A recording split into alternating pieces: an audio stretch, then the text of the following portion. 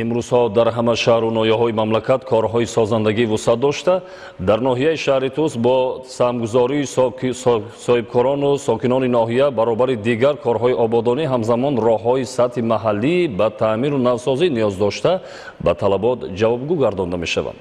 Хабарнигорони мо дар ин хусус гузориш медиҳанд.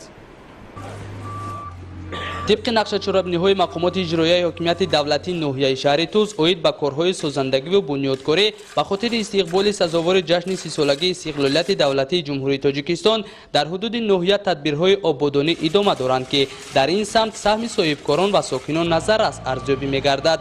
در همین دایره ساکن جماعت شهرک شهر توز دولتیار کوکانیف در همکاری با بخش دین تنظیم انعنه و جشن و مراسم‌ها در ناحیه از حساب پس‌اندازهای اویلویشان مقصد کردند که راه ماشینگرد دهه خود را که سالیان زیاد تعمیر نگردیده بود منفرش نموده برای رفت و آی واسطه نقلیات در همه فصل‌های سال مطابق گردانند. برای 30 سالگی همین راه‌ها را اسفالت پوش کنیم.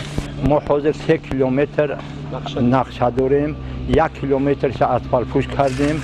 باز در آینده نیت داریم که با بسیار جای یعنی که 10 کیلومتر دیگه چی کنیم. با همین دستگیری همین یعنی صاحبکارا، با دستگیری یعنی محله، با دستگیری همه آدمایی که یعنی که حج میرفتگن آوردن ما مبلغ دادن یاردم کردن. ما همین را نیت داریم که 3 کیلومتر اسفالت پوش کنیم. در روند تطبیق این اقدام نیک برای بصفت و جوابگو به طلبات راهسازی انجام دادن کارهای نوسازی راه، متخصصان و تکنیک‌های مؤسسه دولتی نگهداری راههای اتومبیلگرد ناحیه کمک می‌رساند. قریب 1 کیلومتر راه تعمیر کرده برآوردیم.